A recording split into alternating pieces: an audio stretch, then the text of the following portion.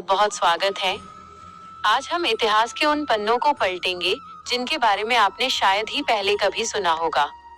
महाभारत की गाथा हम सबने सुनी है, लेकिन इस महायुद्ध के पीछे कुछ ऐसे अनकहे रहस्य छिपे हैं जो आज भी लोगों को हैरान कर देते हैं। आज के इस विशेष वीडियो में मैं यानी मधु आपको बताऊंगी महाभारत के वो 5 सबसे बड़े राज जिनसे बहुत से लोग आज भी अनजान हैं। महाभारत के 5 सबसे बड़े और अनकहे रहस्य। 1. शकुनी का असली प्रतिशोध। ज्यादातर लोग यही मानते हैं कि शकुनी ने अपने भांजे दुर्योधन के प्रेम में पांडवों को बर्बाद किया, लेकिन असलियत इससे कहीं ज्यादा भयानक है। शकुनी वास्तव में कौरवों का हितैषी नहीं, बल्कि उनका सबसे बड़ा शत्रु था। धृतराष्ट्र ने शकुनी के पिता और उनके 100 भाइयों को जेल में डाल दिया था और उन्हें खाने के लिए रोज सिर्फ एक मुट्ठी अनाज दिया जाता था।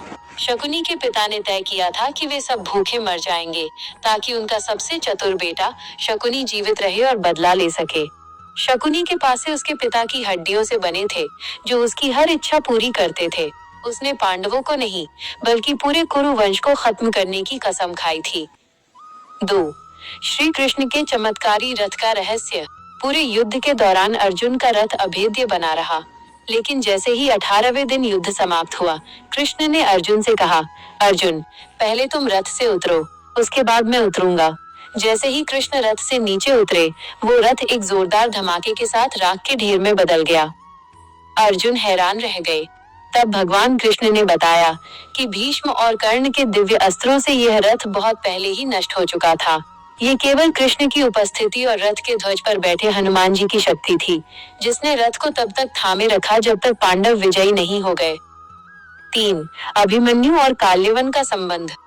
अभिमन्यु की मृत्यु महाभारत के सबसे दुखद प्रसंगों में से एक है, लेकिन पौराणिक मान्यताओं के अनुसार अभिमन्यु में काल्यवन नाम के एक शक्तिशाली राक्षस का अंश था।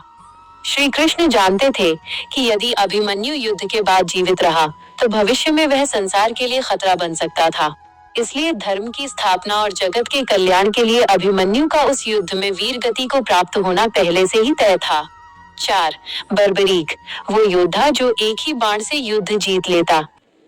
भीम का पोता बर्बरीक इतना शक्तिशाली था कि वो मात्र 3 बाणों से पूरा युद्ध खत्म कर सकता था।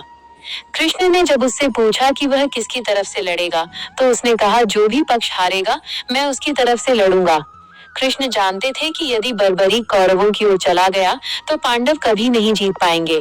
इसलिए कृष्ण ने एक ब्राह्मण का रूप धरकर बर्बरीक से उसका शीश दान में मांग लिया। बर्बरीक ने हंसते हंसते अपना बलिदान दे दिया, लेकिन शर्त रखी कि वो पूरा युद्ध देखना चाहता है। कृष्ण ने उसके कटे हुए सिर को एक ऊंची पहाड़ी पर रख दिया, जहां से उसने पूरा युद्ध देखा।